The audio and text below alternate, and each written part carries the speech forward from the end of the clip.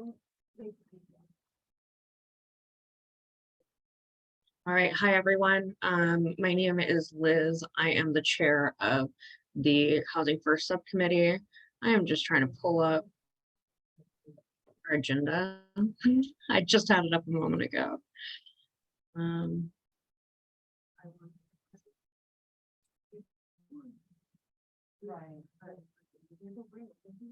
Okay, here we go. All right, the Housing First Subcommittee of the Commission on Equitable Housing and Development has now commenced. It is October 26th at 4:03 p.m. This meeting is being held virtually due to COVID-19 to allow for social distancing and protect the public health. As we continue our efforts in meeting remotely, we ask all commissioners and guests to mute yourself until called upon to speak to avoid feedback and background noise. If you are a panelist, or if you would like to speak during the call to audience, please raise your hand now. Let me see here. For those who have, I don't think any of this is relevant because there's no call-in right now, correct, Ernesto? I'm sorry. In case there is a, yes, in case there is a call-in option available, if you've called in using the call-in number to unmute to speak, dial *6 on your phone. Also, prior to speaking, please announce who you are to identify yourself. As a reminder, this meeting is being recorded. We ask that you only use the Q&A function to request to speak or to announce that you are leaving the meeting so that we can track quorum. Also, in order to comply with state open meeting law, attendance and votes will be done by way of roll call using audio, not by using the chat function. Due to open meeting law, only those items on the agenda will be addressed at this meeting. Action may be taken on any of them. For meeting support such as Spanish language translation or sign language interpretation, please contact Ernesto Portillo, whose information is on our agenda on the website. Please allow ample time to make those arrangements. All right. Next item on the agenda is the call to audience. If any members of the audience would like to speak, please raise your hand so that Ernesto can unmute you.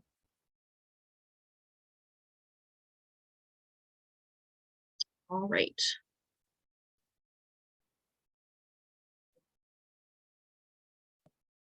I don't see anybody, like, Liz. Joe has a hand up, but that might be from a previous question. All right, so the next item on the agenda, we're going to be going ahead and moving some things around on the agenda. Next item will be Housing First updates from Brandi Champion and HCD updates from Ernesto Portillo. Hello, everyone. Brandi Champion, Housing First Program Director. Just a few updates. We've got 71 folks at our Wildcat shelter. We've got 22 folks at our No-Tell Motel shelter. Both are up and running. We're doing some budgetary stuff, some moving around, some planning. We're doing some homeless protocol stuff, some heavy planning around that. We have the city manager's office involved in our homeless protocol. We go live with the public facing survey tomorrow to report homeless encampments. We have Elle Milliard that's joined our team as our encampment coordinator on Housing First. And we are looking to get her a homeless protocol outreach person that will assess these encampments to let her know what tier they fall in. You guys will hear all about this. Andy's doing a news release on this tomorrow, and social media release, website, all of that. That's about it. We're just working our emergency housing vouchers, HCV, which are housing choice vouchers, getting things really in line with our staff, trying to look for more landlords to work with in the community. Always want to work with more landlords and get them trained up in Section 8. So that's about it. Looking at some budgetary things to start a couple of new programs. I know that Ernesto may touch on this stuff, but we did receive some funding to increase homeless work program with one of our nonprofit partners here in the community. That's all being done in the background. They're looking for vans. They're going to get more staffing. We're also looking at a shower site, a mobile shower site. So that's another thing that's up and coming that we got approval to do. So we're planning and hustling in the background. And that's about it. So If anybody has any questions, you're always welcome to email me, Brandi with an I .champion@tucsonaz.gov.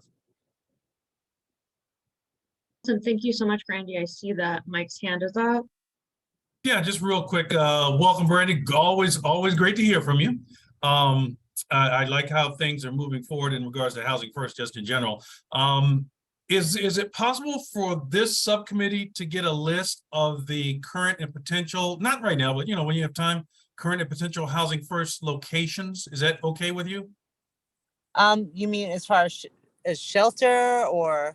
Well, I understand what my impression is that the Housing First program, the ones that you control for the most part, like Wildcat Inn and No Tub Motel, because I didn't realize that was like open for business. Oh yeah, absolutely. I can send that to Liz and she can get that, or Neto, and they can distribute that.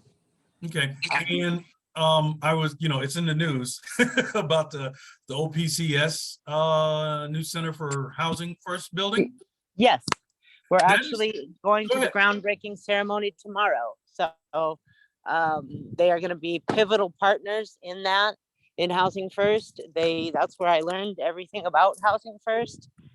They raised me, so to speak. So absolutely. Yeah, I wanted to ask you, so that's tomorrow between 5 and 7. Can anybody show up and just, watch the groundbreaking or no? Yeah, I think so. It starts at 5 o'clock. And it's at their park location. So absolutely. Okay, I just wanted to check on that before I try to run out there for that. And I think that's it for me. Thank you. All right.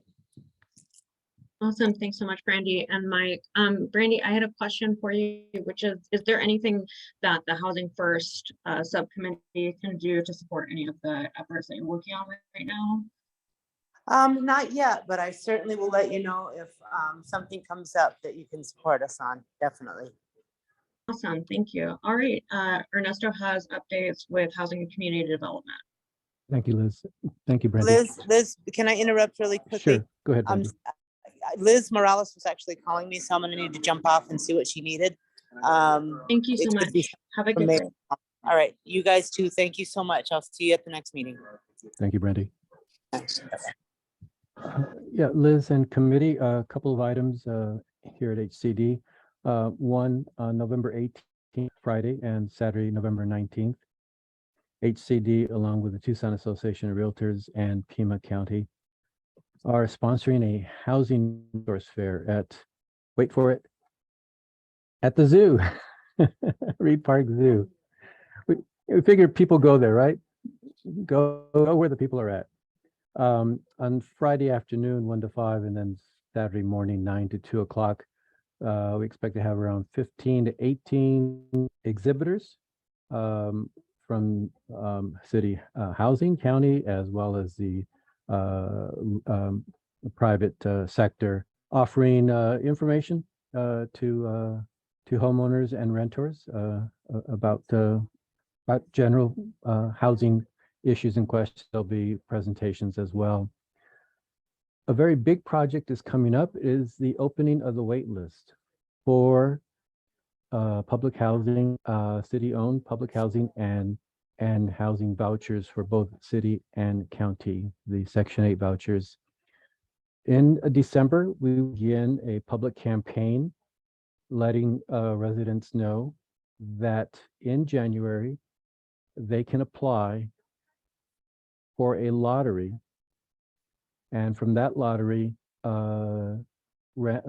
people will be, names will be randomly selected to be placed on the wait list, again, for housing vouchers or public housing.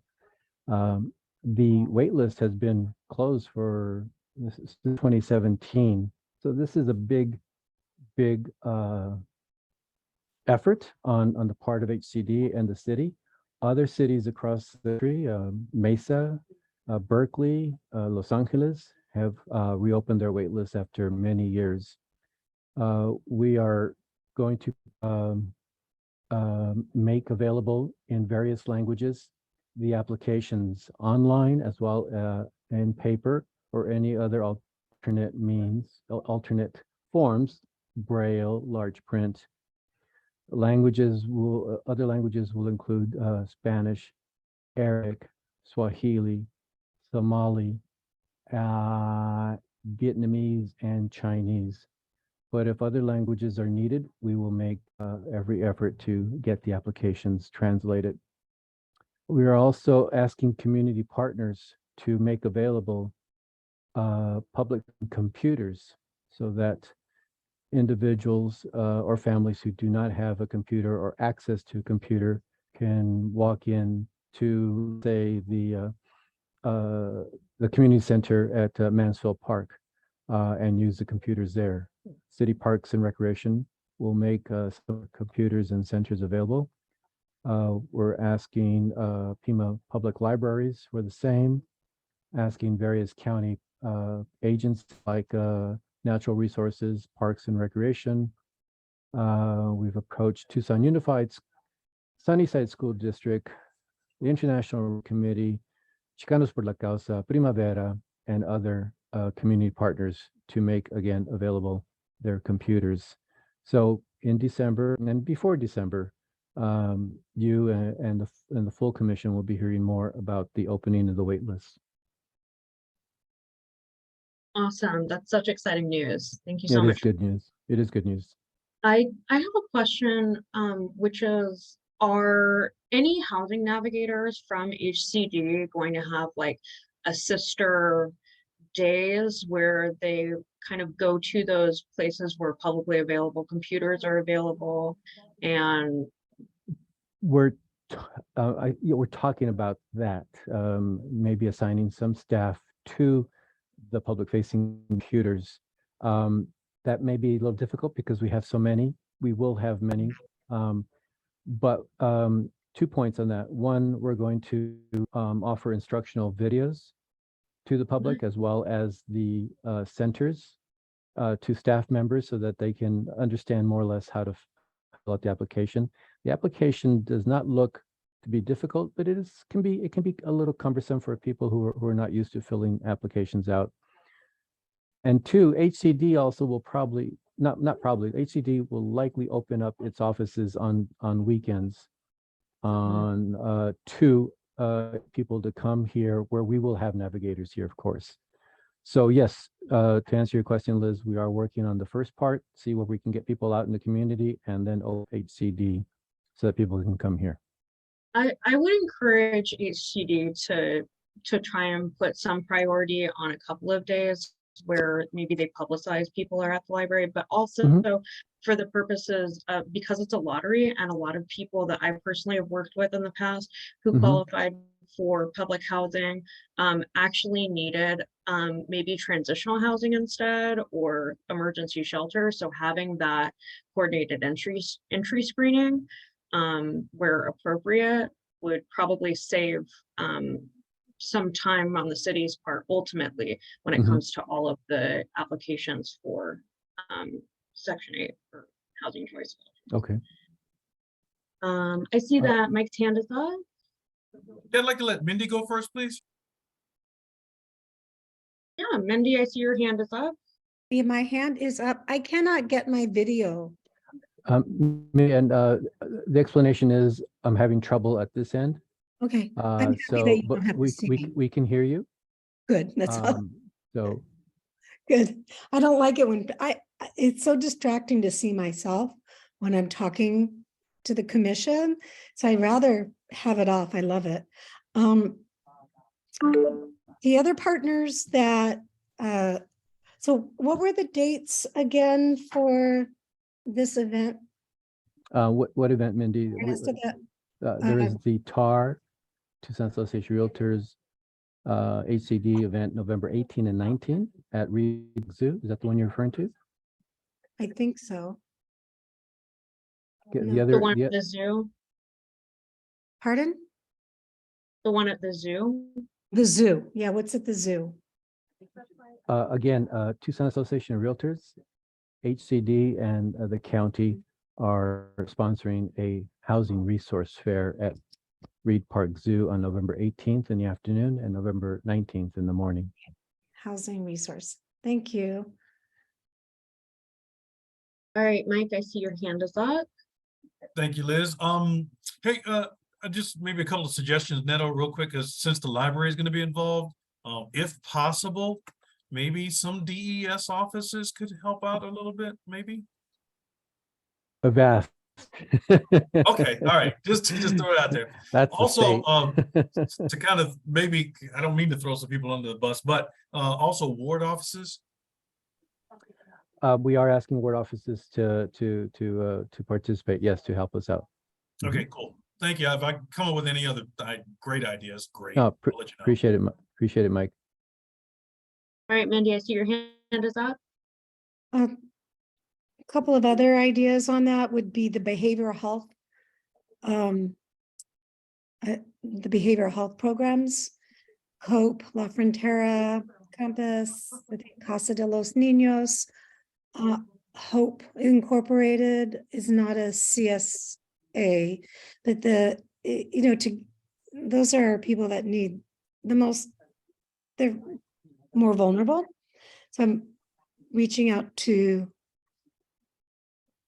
them would be great. Yes, Or I can, yeah, will do. Thank you, Mindy. absolutely.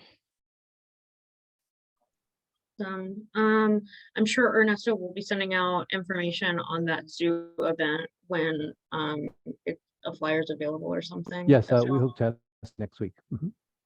Awesome. And so the next item on the agenda is to discuss a tenant protection plan. I foresee this being a months-long conversation between us. So I'm going to go ahead and share the draft that I typed up this afternoon. Can everyone see that? Yes, and I printed it out, so.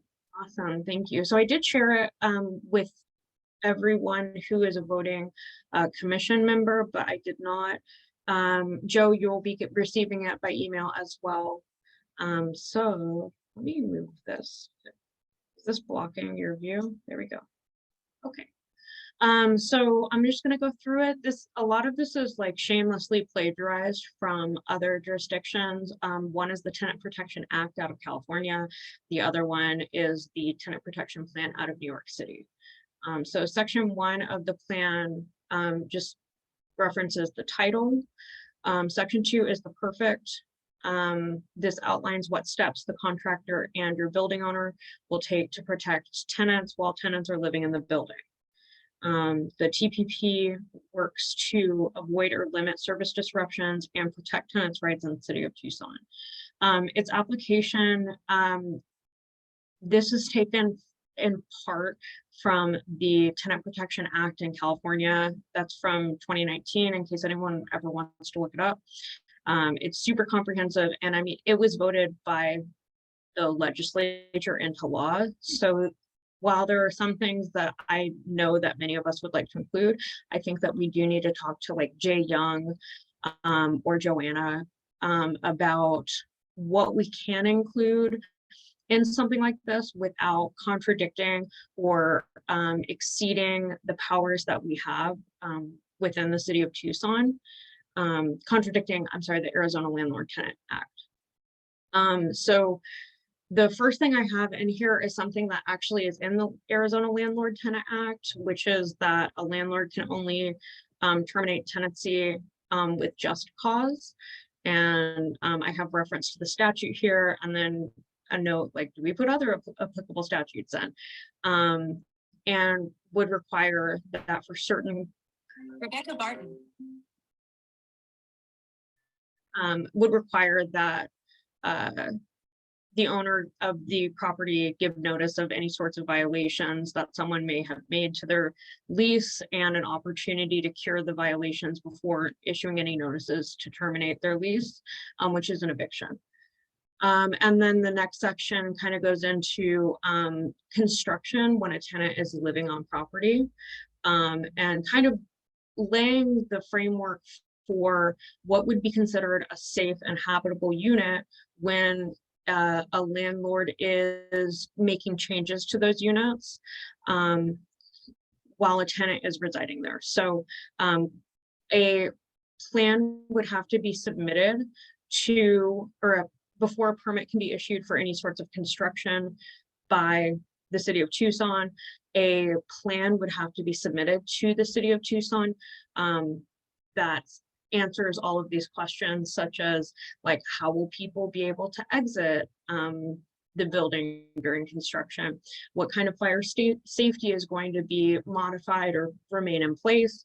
What health requirements are they meeting, such as, you know, pest control, maintenance of restrooms, having some sort of statement of compliance as it relates to lead and asbestos, which the city of Tucson already has for all of its properties. And it very well might be that a tenant protection plan would only be applicable to city-owned properties. Is that right, Ernesto?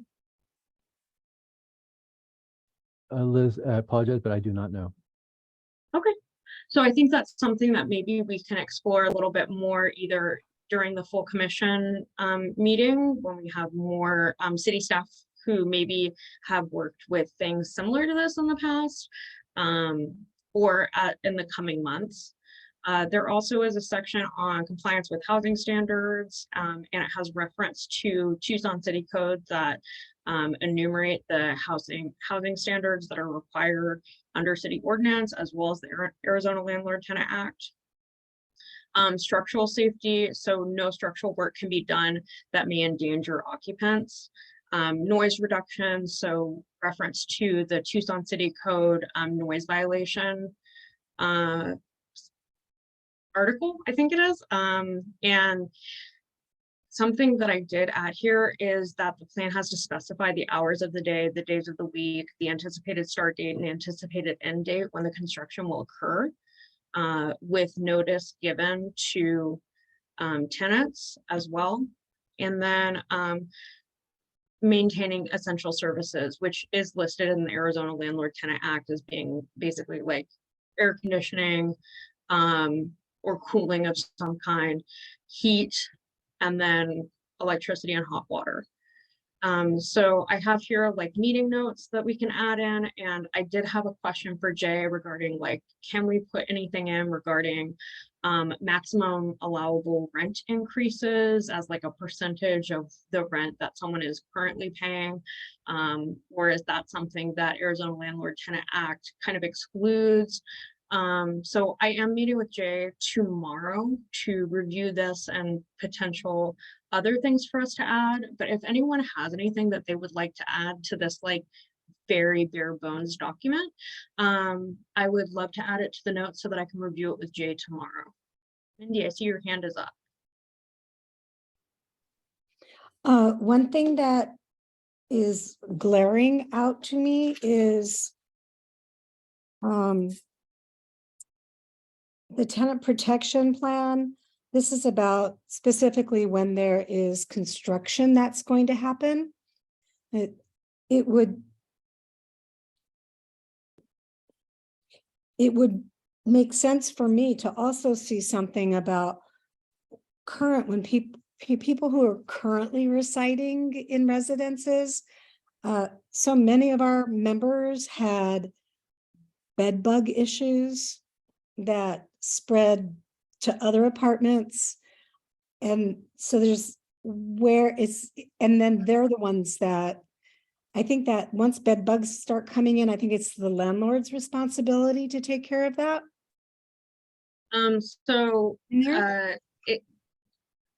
Pest infestations aren't the landlord's responsibility under Arizona Landlord Tenant Clause. They can specify in a lease that the tenant is responsible for all pest control.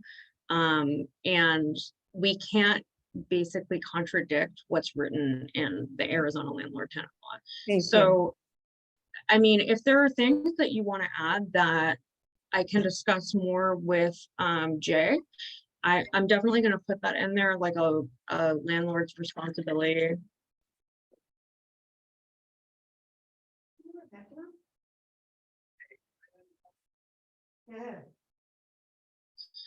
So I specifically made reference to building or construction of properties, because there is a built-in accountability with that because the city does issue permits for building. And the city could decide to revoke a permit or not issue a permit if someone has not submitted their TPP or has not been in compliance with it. But something that I did want to add in here that I think we could possibly discuss in the future or today is that I really would like for this protection plan to address source of income protections and a mechanism for enforcement of source of income protections. If anyone has any knowledge of ways that source of income protections have been enforced at the city level or even the county level in other jurisdictions, I would love to read more about it and possibly review it in a future meeting or just add this as a note in here. Joe, I see that your hand is up. Yeah, I had a couple questions. If what we're doing here is making suggestions for things that can be amended legally, why are we avoiding necessarily anything that conflicts with Landlord-Tenant Act? Shouldn't we be looking at ways to amend things that may be in there too? Well, because we're at the city level, we can't change state law, and the Landlord-Tenant Act is at the state level. We can do things that maybe are not directly addressed by the Landlord-Tenant Act or maybe like considered loopholes. Source of income protections is a good example of that, but to directly contradict it would mean that it either wouldn't get voted in and approved by mayor and council, or it would be repealed pretty quickly. Okay, I just think that really handcuffs us as far as what suggestions we can make. If we're going to say that anything that conflicts with an existing state law is just not something we're going to recommend, I would think it's a good idea for the CHD to recommend it to mayor and council, and then the mayor and council to advocate for those changes at the state level. I don't know who would be advocating for those if it's not our cities that are looking to take care of the residents of those cities. I think our city council has a lot more power influencing the state legislature than I do calling up my representative and saying, hey, I'm interested in good cause eviction, rent control, vacancy control, source of income discrimination protection, tenant right to purchase laws, things like that. You know what I mean? So, I mean, I do agree with you. I think maybe a solution would be having a section where we directly make recommendations that are in contradiction to the Arizona Landlord-Tenant Act and basically state that there are opportunities for advocacy and future legislation. But I think to explicitly stay in the plan that we're doing things that are in contradiction or violation of state law would make it so that the entire plan has the potential to be excluded rather than adopted. That would, I think that I agree that would be unfortunate if the whole thing got disregarded because some of the solutions that we may really need aren't ones that are enactable at the state level. I think if you've got an idea that we're going to have, here's the stuff that we can do directly at the city level, and then here are things to advocate for at the state level, that sounds like a fine solution to me. And, I think I gave you a few of them there off the top of my head. Do you want those again? Yeah, I would love those. And I'm adding notes. So if you hear my mechanical keyboard in the background, it's because of that. That's fine. I have a really clicky, like loud keyboard myself. I understand that problem. Okay. I know we have an emergency eviction department, but it's not a full right to counsel. I think right to counsel ordinances really enshrined that tenants get representation in eviction hearings. So right to counsel is one. When I've looked at, I know we say just cause eviction. New York City was proposing a good cause eviction, what they called it. It seems like it's more expansive than what we have. And I'd probably be interested in maybe a comparison and contrasting of what we've got versus what is proposed there, and seeing if we can find anything from that. You said SOI discrimination, that's good. Of course, rent control and vacancy control, which is effectively rent control for empty units, so that when someone's evicted, the landlord doesn't say, oh, okay, I'm not raising the rent on a tenant. I'm just saying that, you know, the rent for the person I just evicted was $800 a month, and the rent for the new tenant is $1,400 a month. Know what I mean? And the last one I know that I've thought about is a right to purchase program where tenants have a right to purchase units that go up for sale that they have been renting. Ooh, nice. Awesome. Thanks so much, Joe. I just am going to respond to a couple of these, which is that, so I looked into good cause and just cause differences in New York City and Arizona. Honestly, Arizona's just cause in the Landlord Tenant Act is it legally just? So has someone not paid rent? Have they had multiple violations of their lease? And so it's a breach of contract, that sort of thing. So just cause language does exist in the Arizona Landlord Tenant Act. If you still take issue with that, and you think that the New York City good cause one might be a more equitable approach, we can definitely carve out time in the coming months to review that. Yeah, that sounds good. Like I said, I think it was based on what you were reading there. New York's sounds more expensive. I think they included some of the things under some interesting good cause stuff that Okay. we don't have with ours. Okay. Mindy, I think you unmuted and wanted to talk. Oh, Okay, never mind. Okay, so I'm gonna go ahead and take this to Jay to talk to him about, you know, can we include this in the plan, or is it just going to exclude it altogether, or should we have a section where we have recommended state legislature advocacy? And I'll continue to flesh this out, and everyone should have a copy of it so that if they want to add notes, they are welcome to. The one thing that I don't know about is the emergency eviction department. Is that what passed, or the Board of Supervisors recently approved to help people with representation in eviction cases? Okay. All right, gotcha.